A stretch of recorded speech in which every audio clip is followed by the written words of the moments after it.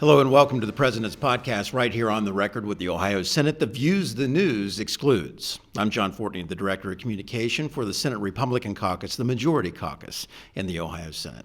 1 year later, great to have back on the program Rabbi Yitz Frank from Agudath Israel and Howie Beigelman, the CEO of Ohio Jewish Communities, and, of course, Ohio Senate President Matt Huffman. October 7th, you were on, I think, our third podcast. Howie and Rabbi Frank, you both were on, and talking about the Hamas terror attack that killed 1,200 people, more than 250 taken hostage. 1 year later, still a very painful day as this effort to recover the hostages and finally find peace continues in the region. Your thoughts? Yeah, well, Mr. President, John, thanks for having us on again, and thanks for highlighting this issue. Obviously, when we were on a year ago, we've obviously all learned a lot since then. We frankly didn't know a lot at that time. We just knew that something terrible had happened. And obviously since then, I think we've all witnessed the struggle to get the hostages back. Just a few months ago, there was a group of hostages, including Americans, that were alive, that were executed by Hamas when the Israeli Defense Forces were close enough to rescue them. So obviously it's very painful for many people in the Jewish community, and we're very grateful for those within legislative leadership, yourself, members of Congress, and really leaders throughout the world for helping stand with the people of Israel and helping them defend themselves against what is now attacks from intercontinental ballistic missiles from Iran, from Hezbollah in the north, and hopefully we'll see an end to this soon. You know, Howie, 97 hostages still remain. We hope they're alive. As we learned last month, some were not that were recovered. Still 4 Americans also part of that. How do you process that? How do you deal with that? What do you say to your community? Because I'm sure you hear from your community. Sure. Again, thank you for having us. Thank you for marking this unfortunate solemn anniversary commemoration. We have 4 Americans still held hostage who are alive. There are others as well. There are Thais, Filipinos, British hostages, I think Canadian hostages as well as Israelis. And, this is like probably one of the longest that Americans have been held hostage anywhere. And, it's really incredibly painful. And again, there was a 5th who was alive, Hershkova Poland, who was just killed a few weeks ago.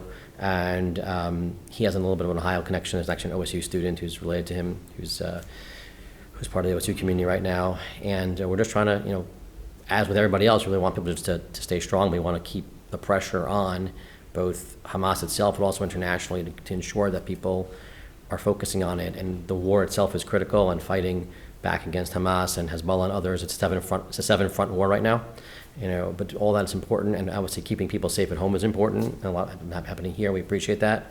But it's really important to keep the focus on that and make sure that our leadership internationally is focusing on it and doing everything they can to pressure those who have the ability to pressure Hamas to get them home. Last year, Senate Resolution 214 condemned the Hamas terror attack and also provided the support from the state of Ohio that the resolution was sent on to Congress saying we stand with Israel. A year later, your thoughts, Mr. President? Well, it's difficult, I think, for most of us, including folks in the state legislature, when we think that there's, practically speaking, as individuals, not much that we can do. Certainly resolutions help, and it makes it clear to the U.S. Congress and the executive branch and the president where the Ohio legislature stands, and I'm sure there are many resolutions like that. What you then have to step back and say that for the people who do have an opportunity to have a direct effect on the lives of these hostages, to make sure that all of this is abated or discontinues in some way, you have to think about the soldiers and the defense forces who are putting themselves in harm's way. This is not maybe like some other military exercises where you come in and the other side stands down. This is dangerous work. And then you also have to step back and think about citizens who are put in harm's way, who are otherwise uninvolved. And So we, long ago in the United States, ended the possibility that a neighboring country was going to invade on this scale. Obviously, we had 9/11. There are terror attacks from time to time, certainly nothing on this scale. So as the saying goes, the price of freedom is eternal vigilance, and that's what we have to remember. Your thoughts about a message from your community, from the Ohio Jewish community, because sometimes I think out of sight, out of mind. And, we don't really see a lot of the video from that day of the attack either. And when you actually find the videos on social media and the heinous carnage that was carried out against the young people at the concert, or if you draw a parallel to the attack on 9/11, you don't see a whole lot of video anymore of planes flying into, the Twin Towers. What do you want people in Ohio to know from the Jewish community about what is going on right now as Israel tries to defend itself? Right. I mean, I think one thing is we have to remember how we got here. On October 7th, terrorists from Hamas infiltrated Israel from Gaza. Israel had given Gaza back to the Palestinian people to govern themselves. They elected Hamas, who then infiltrated Israel and killed 1,200 innocent Israeli civilians, most of them at a concert or just living their lives. We've seen documented, and I don't necessarily recommend that any of your viewers watch these videos. I personally try not to watch all of them, but we're talking about really heinous stuff. Beheading innocent people, just murdering babies, putting them in the oven, literally. And so that's what the Israelis are fighting against. They're fighting a defensive war to make sure this can't ever happen again. And one of the things that are most challenging about it is that it's not just the Israelis that are the victims here. There are a lot of innocent civilians that these terrorists have embedded themselves among them. And so the only way to eradicate this threat from Israel and remove that threat, there's obviously people that have lost their lives that certainly do not deserve to. And so I think it's just important for people to remember where we came from, and really many of not all, but many of the sort of unrest and the groups that have been fomenting unrest, really just anti-Semitic unrest on college campuses, they've started protesting before the Israelis responded, right? This is not, there's not some, this is not a movement that reacted out of moral outrage. This is an op, literally. And so I know that Howie's done a lot of work on college campuses, and I know the Senate President has, so it might be a good time to talk about that. Yeah, at the Public University Trustee Symposium that was held this week, and Mr. President, you were part of the people that were addressing the public university trustees. The rabbi, and his name escapes me, Brent Portman for OSU, offered a prayer, and beforehand he talked about, our public university campuses, he said, quote, used to be hallowed venues. Rhetoric on campus, whether it's related to the ongoing war in Israel, the upcoming presidential election, or issues of importance to civic and social life, feel less about curiosity and mutual understanding and more about winners and losers. Working as a rabbi on campus, I've seen firsthand what higher education can do for our students. It opens their minds and hearts and encourages them to explore their ideas and identities, and it helps them determine the course of their lives. And yet, this past year has been tremendously difficult for our students and for many students across Ohio and across this country. Tolerance and discourse, values that should be the centerpiece of higher education, seem far away. The hallowed venue of critical thinking and respectful debate that is the university has become a battlefield. This cannot be the way. With what we see, these often violent, not so much at Ohio State and other Ohio campuses, but what we have seen around the country, from Students for Justice for Palestine and taking over buildings and then making demands that you have to feed us and on and on and on, it makes me wonder, who is educating our children these days? And how have you been working with Ohio's college campuses to send the right message? Sure. So again, I think first of all, it's critical to remember that, again, this is a seven-front war that Israel is in the forefront of, but really it's a war against the West. Iran is leading terrorist proxies around the Mideast, and in partnership with other bad actor states that are really fighting the West. And if they get through Israel, they're going to come at everybody else. Europe and America are next. So when things are happening on the campuses or in our city councils, wherever else they are, we have to stop it before it gets here. And I think, we obviously have a First Amendment that's precious and that's really important. And people can say horrific things in the First Amendment, but they can't harass, they can't intimidate. You can't violate people's personal rights you can't physically attack them, anything like that. And it can't degrade to hate speech. And I think what I know you talked about the President earlier at the symposium about the ability to have a conversation with those who disagree with us and have college professors or others kind of moderate that conversation and teach people how to have a civic discussion and a civil discussion.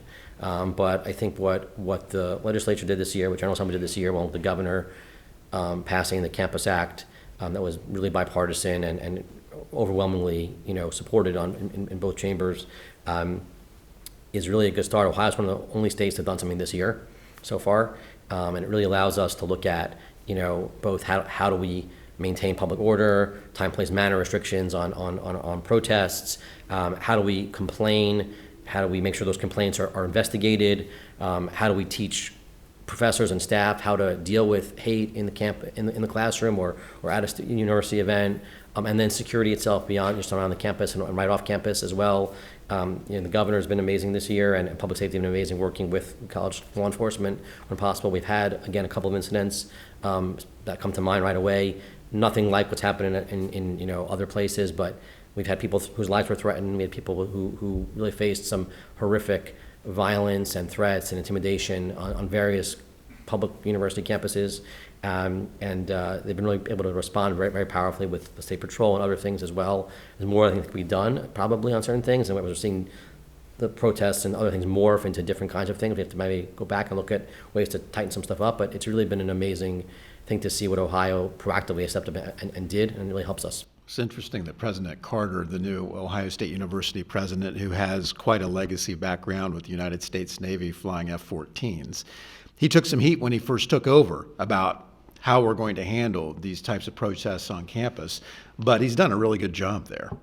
Yeah, we obviously, criticism of public institutions is an important part of the First Amendment, an important part of holding public institutions accountable, whether it's the state legislature, higher education, our schools, our local governments, whatever it is. When those are looked at and people get to openly comment, that's how things get better, much like private businesses and individuals.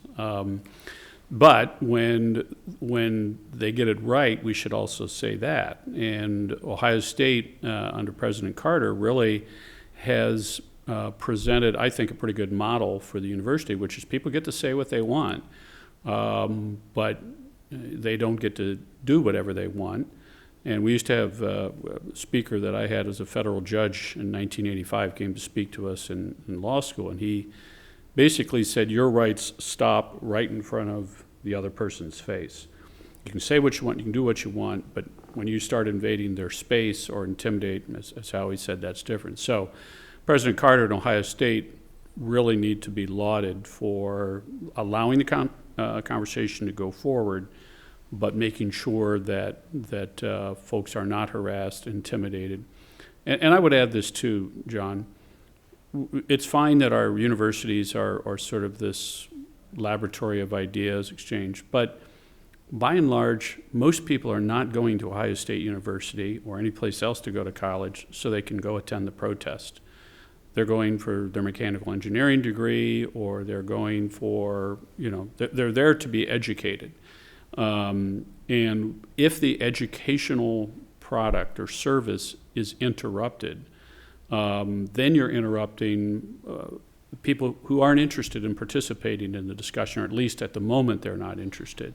So students in academic activity must come first, and it must go on unabated. And campus safety and security, because if you're interrupting finals or the presentation of somebody's master's thesis, or you're shutting down campus during finals week or whatever it may be, somebody is not getting their money's worth then. I mean, you're impeding the progress of their education. Yeah, right. Education, safety, security, how good of a job has Ohio done in providing those types of resources for schools? So, I mean, I think that there's obviously always more to do. But I think one of the things that we have in Ohio, starting from the Governor DeWine, President Carter, like Senate President mentioned, legislative leaders, we really have really strong leadership that cares about these types of things. And I think if you look at other states where these things have not been handled as well, you see a difference coming from the leadership. And there's all kinds of laws we could probably create about everything, but a lot of things really do come down to an example and leadership from Governor DeWine and on down. And really, like, I think like that's maybe the thing that like a lot of Americans need to understand is that America still has an extremely important, they are the leading country on the national stage. And the reason why, and that's very important that continue, and the reason why a president or a member of Congress or U.S. senators are able to articulate a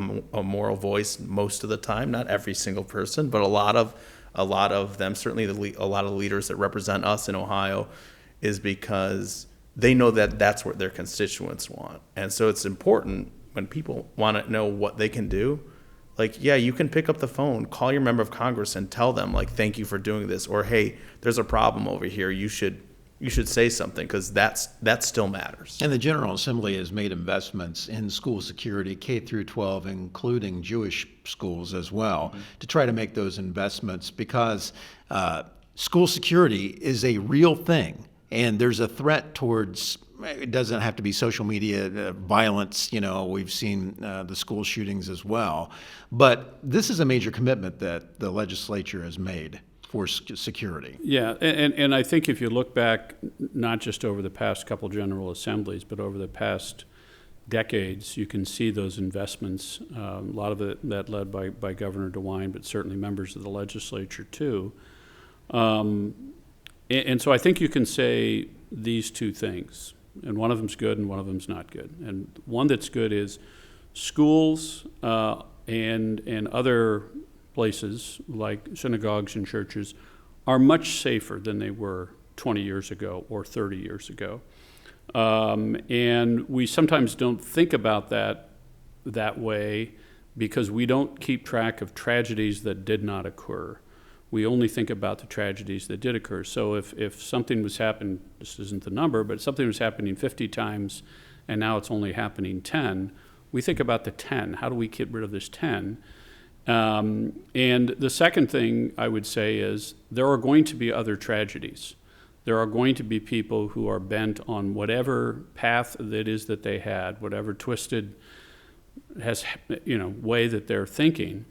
And our job in that sense is to provide the tools that actually do something to improve safety, and then let people know vigilance, again, is always necessary. Now, we don't want people to be afraid to go to church or afraid to go to school, but there have been tragedies that were abated in the moment by quick-acting school employees, police officers, off-duty police officers, things like that.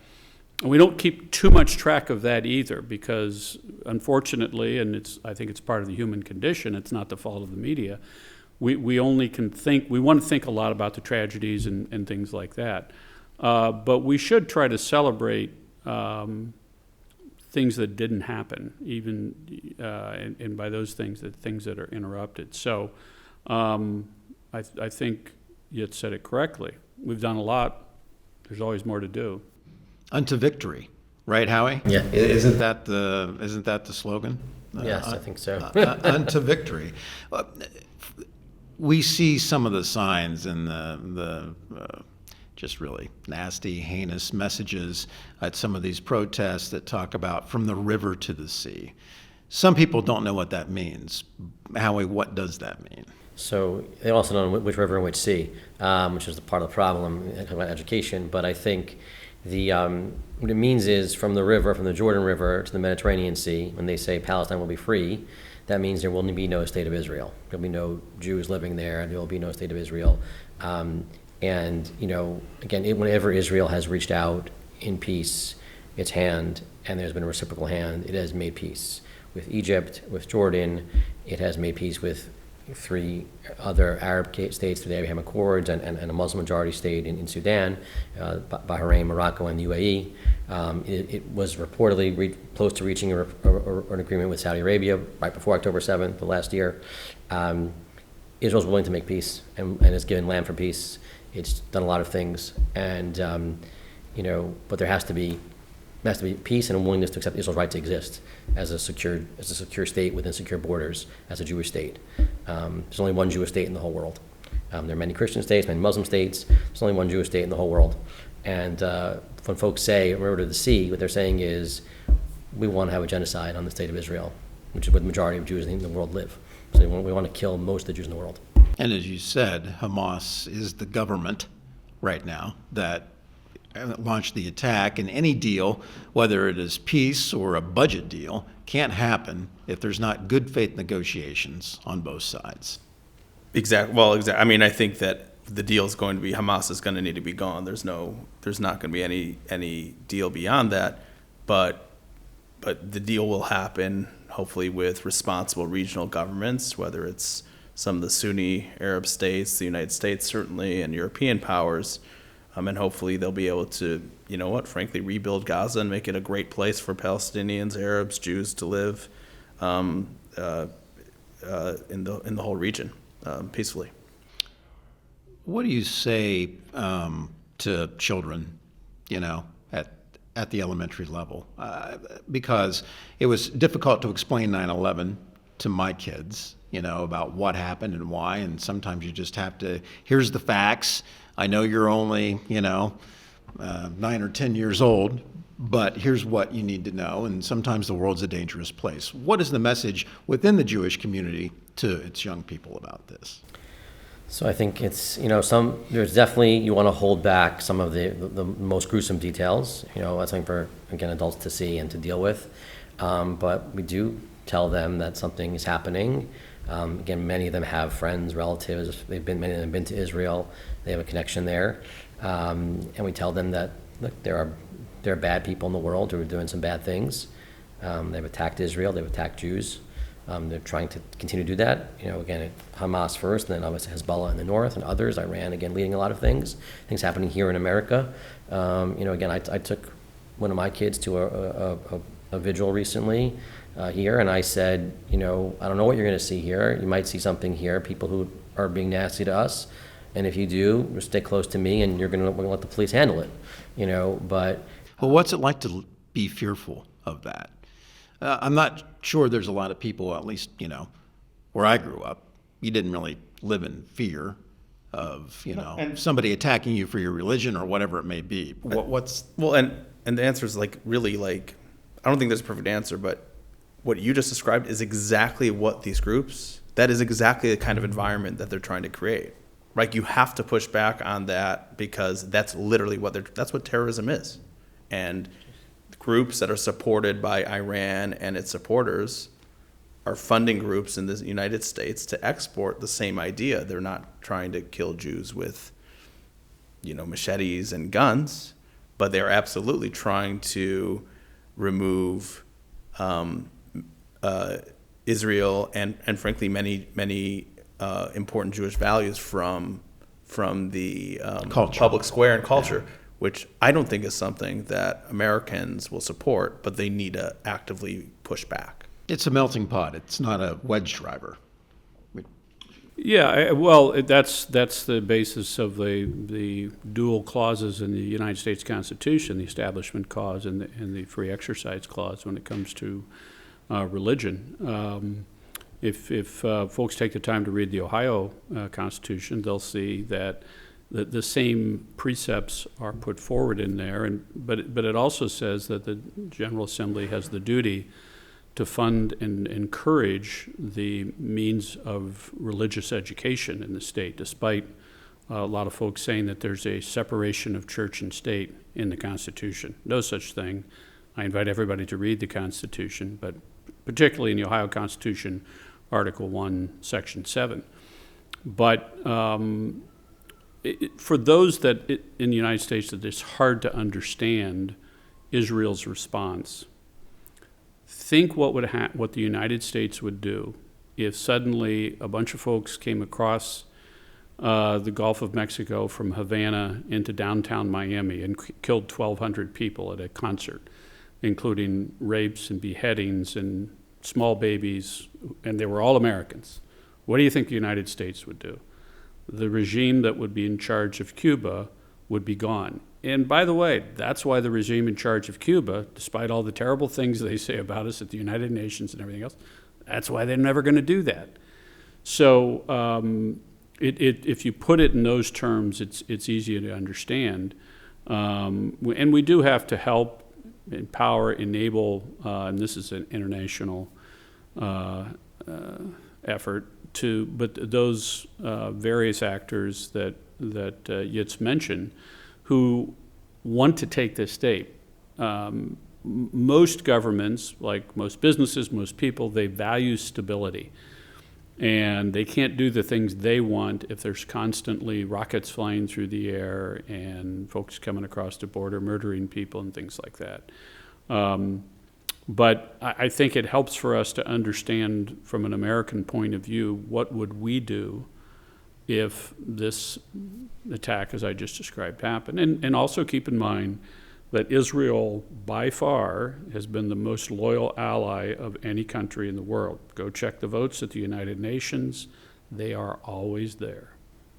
Well, and not to get into one of your favorite topics, because we probably have to wrap this up soon, but there's a big nexus between foreign dark money, which is one of your favorite topics, and this. So, Yeah. not to get too into the weeds. It's illegal now in Ohio to. It depends what you use it for. Yeah. True, this is true. But final thought, Rosh Hashanah, just recently, which is? So Rosh Hashanah is the beginning of the Jewish New Year. So we have New Year's Eve in the United States, right? So in the Jewish culture, really in Israel, it is actually the start of the new legal year for all intents and purposes. And all of the Jewish holidays and Jewish calendar revolves around it. It's a time for introspection. It's a time for renewal. It's time to become a better person. And we're hoping that that the beginning of the year will, the freshness of the beginning of the year will continue to share its blessings on the rest of the year, and we'll be able to hopefully get our hostages back, wrap this all up, and start rebuilding. Howie, final thought from you for the new year. So again, it's time of judgment. We consider the whole world is judged by God. That's important. Sorry. And we hope that the judgment, we traditionally give out or use honey on Rosh Hashanah with some of the foods we have, because we want the judgments to be sweet. So we hope that the judgments are sweet, that the victory is quick, and that we're able to. There's no before October 7th anymore. There's no before. There's no going back to that, unfortunately, for our community. The amount of violence, and the amount of betrayal, and the amount of people who we thought were our friends who are not our friends is really, there's no going back to that. The conversation with children, as you just mentioned, there's no going back to that ever again. But hopefully we can get to the point where, again, we're in a peaceful world. These enemies of the West are defeated, and we can, again, begin rebuilding, and businesses can begin making deals again, and we can look to a year filled with, I'll give you one hopeful thought, actually. My one of the most hopeful things I saw this year was a venture capital fund in Israel that actually signed they inked a deal with a founder to fund the startup. He was in Gaza, and they had to pull him off the front lines to sign the contract. And they drove to the border with Gaza, and they signed a deal with him to help fund the startup. And I think if we can look at that resilience of the community of Israel, of our community here, of all of our friends around the world, and hopefully put together with the sweet judgment, we'll have a great year. Final thought, Mr. President. when you hear stories like the one just Howie thought about, or you've studied October 7th and you see what's happened, it's easy to turn away because it's unpleasant.